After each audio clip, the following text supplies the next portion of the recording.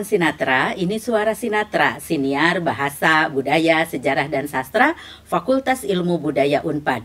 Dalam siniar ini, kami mengajak kawan Sinatra untuk berbagi pemikiran, hasil penelitian, gagasan dalam bidang bahasa, budaya, sejarah dan sastra, dan hal-hal di seputar FIB bersama para narasumber dan pakar dalam bidangnya.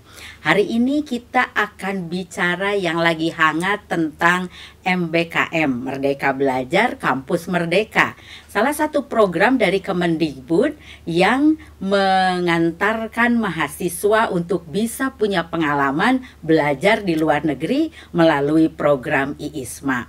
Bersama kami ada yang lolos tahun ini untuk berangkat lewat program IISMA. Silakan memperkenalkan diri dulu. Selamat siang, kawan Sinatra. Perkenalkan, nama saya Risha Kori Aini, mahasiswi sastra Jerman angkatan 2020 yang alhamdulillah tahun ini mendapatkan program IISMA ke Korea Selatan. Nah, jelaskan mungkin pada kawan Sinatra, IISMA itu apa sih? Ya, jadi IISMA itu adalah program singkatannya dari Indonesian International Student Mobility Awards, Bu. Jadi kita dikasih sekitar 1 semester kesempatan untuk belajar di berbagai kampus-kampus top di dunia gitu, Bu. Oh, dan salah satunya Risma ini yang lolos ya. Nah, ceritakan pada kawan Sinatra pengalaman atau persiapan untuk mengikuti IISMA dan gimana caranya supaya bisa lolos. Iya, Bu, jadi persiapannya itu sekitar 3 minggu. Yang pertama kali disiapkan pada saat itu adalah sertifikat bahasa Inggris, Bu. Jadi karena saya waktu itu belum pernah tes bahasa Inggris dan kemampuannya juga bisa dibilang standar gitu. Jadi sekitar 2 minggu pertama saya mencoba untuk improve bahasa Inggris saya gitu dengan belajar dari YouTube, dari internet dan lain-lainnya. Jadi setelah 2 minggu itu saya akhirnya mencoba untuk tes dan alhamdulillah mendapatkan skor yang cukup. Berapa? Saya skornya itu 140 untuk Duolingo English Test. Syaratnya berapa minimal kalau untuk lolos IISMA? Minimal 100, Bu, untuk berarti jauh banget. Iya, berarti bagus banget. Terus? Iya, jadi setelah tes bahasa Inggris, saya juga mempersiapkan persiapan lainnya gitu. Pada saat itu esai, lalu juga ada transkrip nilai dan surat-surat dari universitas gitu. Esainya nulis apa nih? Esainya itu menjawab 4 pertanyaan gitu, Bu, yang sudah diberikan oleh IISMA. Jadi ada 4 pertanyaan tentang achievement kita selama kuliah, lalu juga rencana kita nanti ke depannya akan bagaimana, terus juga struggle atau sebelumnya tuh pernah merasakan seperti apa dan bagaimana caranya untuk mensiasati hal tersebut, terus juga tentang keadaan kesehatan juga, Bu, ditanya. Jadi kita menjelaskan berdasarkan pertanyaan-pertanyaan itu, Bu. Nah, apa sih poin penting dalam menulis esai itu? Mungkin ini ya, Bu, kontribusi.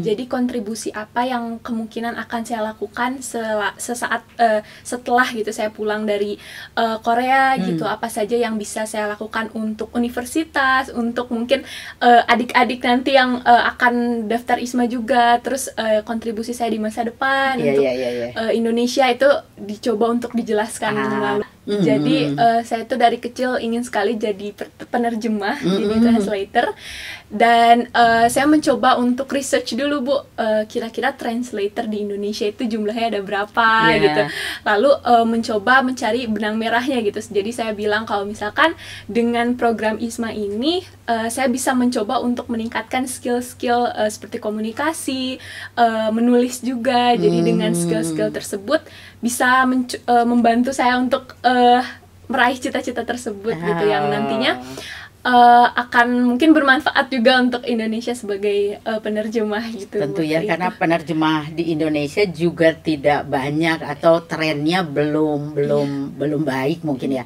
Nah, sekarang kan Risma dari prodi sastra Jerman, kemudian memilihnya Korea nih. Kenapa kira-kira? Kan kawan Sinatra ingin tahu nih. Iya, jadi sebenarnya Ibu, kalau program IISMA ini kita disarankan untuk mengambil mata kuliah yang berbeda dari mata kuliah yang biasanya gitu. Jadi saya mencoba untuk mencari kira-kira minatnya dia di mana gitu. Dan ternyata komunikasi dan jurnalistik ini salah satu hal yang cukup saya senangi gitu, karena dari dulu suka nulis dan sebagainya gitu. Jadi melihat di Korea ternyata banyak mata kuliah yang berhubungan dengan itu dan juga berhubungan dengan kebudayaan atau yang biasa di FIB diajarkan juga gitu. Jadi saya akhirnya memilih Korea. Sementara untuk di Jerman, asalnya juga saya ingin ke Jerman, cuman di Jerman itu mata kuliahnya lebih ke politik dan juga sejarah. Jadi lebih berbeda lah gitu ya dari yang saya minati biasanya. Ya. Itu kontrak mata kuliahnya di awal? Ya, di awal saat pertama mendaftar itu kita milih universitas dan juga pilih mata kuliahnya. Berapa mata kuliah yang dipilih selama 1 semester? 4 mata kuliah. Berapa SKS? Sekitar 20 sih Ibu. 20 karena nanti memang yang diakuinya 20 SKS ya. Iya. Oke. Nah, sekarang kan akan berangkat nih bulan Agustus. Persiapan apa saja yang sudah disiapkan dari sekarang? Persiapannya yang pertama itu mendaftar dulu ke Hanyangnya, Ibu. Jadi mendaftar seperti mahasiswa. Ya, jadi karena kita kan butuh surat penerimaannya dari Hanyang. Jadi kita mendaftar dulu di Hanyang. Setelah melengkapi dokumen-dokumen seperti paspor, asuransi kesehatan dan lain-lain. Terus setelah akhirnya dapat suratnya, sekarang masih proses. Mungkin nanti bulan-bulan ini akan mendaftar visa. Visa baru, terus apa lagi? Itu kan persiapan administratif ya kira-kira. Kalau persiapan misalnya persiapan untuk mata kuliah, untuk bahasa, mungkin kan di Korea bahasa Inggris tidak, kalau untuk sehari-hari. Nah, nanti gimana sih kalau kehidupan sehari-hari kayak ke mana, ke luar gitu, gimana?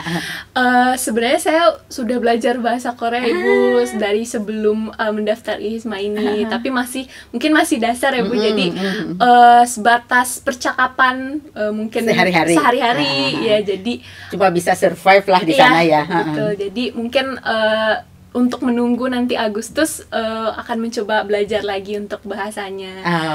Oke. Jadi bahasa sudah belajar, terus materi-materi yang akan diambil sudah mulai tidak dipelajari? Sudah mulai research sih Bu, sedikit-sedikit. Dan dari ISMA-nya sendiri ada program pre-departure.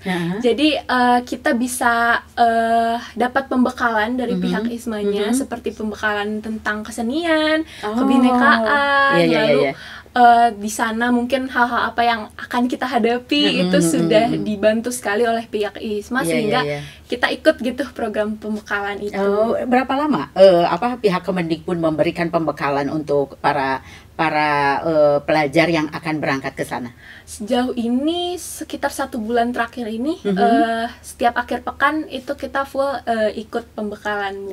Apa saja yang diberikan? Selain tentu pasti budaya setempat ya, apalagi? Terakhir ini Bu diberi materi tentang mental health juga. Jadi untuk mengantisipasi gitu ya, takutnya ketika di sana mungkin ada homesick Bu, atau kangen keluarga. Nanti baru seminggu udah nangis-nangis begitu ya, nggak bisa belajar. Jadi dikasih pembekalan itu. Terus juga kemarin ada teknis keberangkatan, teknis akademik. Jadi kita di sana juga Bu diberikan tugas-tugas gitu ya, tentang bikin weekly journal. Jadi diberikan ke pihak ISMA-nya juga gitu. Jadi cukup banyak materi-materi yang kita dapatkan untuk membantu keberangkatan.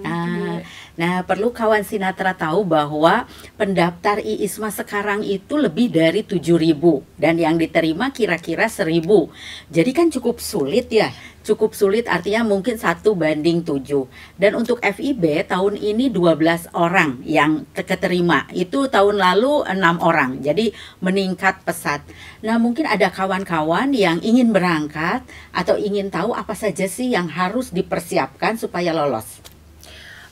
Yang pertama disiapkan itu sertifikat bahasa Inggris ya Bu, itu sudah pasti gitu. Jadi mungkin untuk teman-teman yang berniat mengikuti ISMA bisa mencoba belajar dari sekarang, dan juga mungkin untuk tesnya bisa dilakukan mungkin akhir tahun ini ya Bu, karena tes IELTS atau TOEFL itu biasanya hasilnya keluarnya lebih lama gitu, atau mungkin untuk Duolingo sendiri itu bisa lalu juga research Bahasa Inggris sebanyak-banyaknya. itu walaupun ke negara apa saja itu menjadi utama yang Iya, harus betul. dijadikan syarat. Iya, Oke, bahasa Inggris terus juga research dulu tentang mungkin negaranya, mata kuliahnya, lalu program ISMA secara keseluruhan. Itu research mungkin harus lebih jauh ya Bu, harus lebih dalam researchnya, sehingga ketika nanti membuat esai itu materi-materi atau hal-hal yang disampaikan itu bisa langsung Ya, akurat ya, akurat karena gitu. kita sudah riset sebelumnya. Lalu Lalu setelah itu mungkin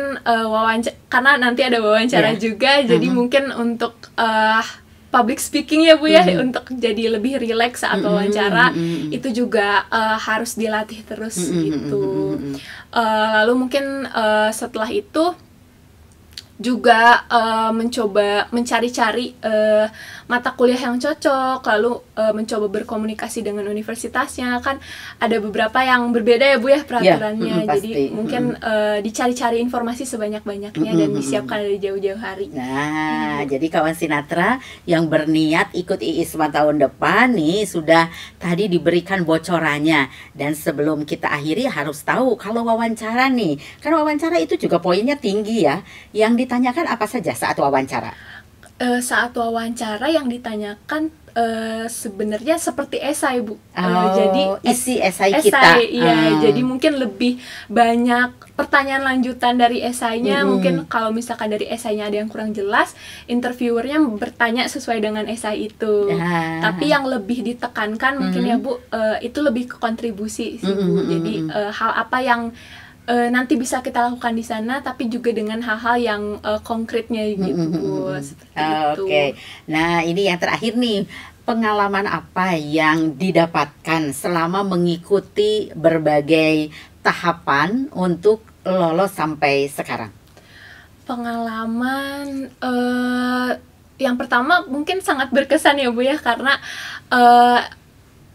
awalnya itu kan pesimis, lalu mencoba untuk optimis, tapi ternyata universitas yang saya pilih itu Bu, peminatnya sangat banyak. Jadi Hanyang University itu universitas dengan peminat terbanyak setahun ini. Oh iya. Jadi Ibu kayaknya orang-orang lagi senang ke Korea kali ya.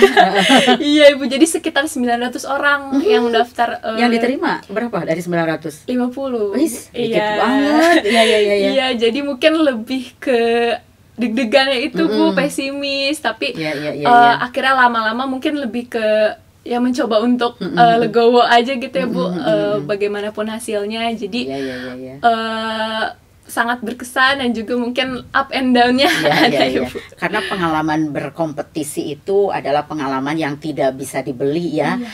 Pengalaman-pengalaman itu yang justru harus persiapannya matang. Iya. Nah, sekarang sebelum mengakhiri percakapan kita nih, pesan untuk mereka yang akan mendaftar IISMA tahun depan.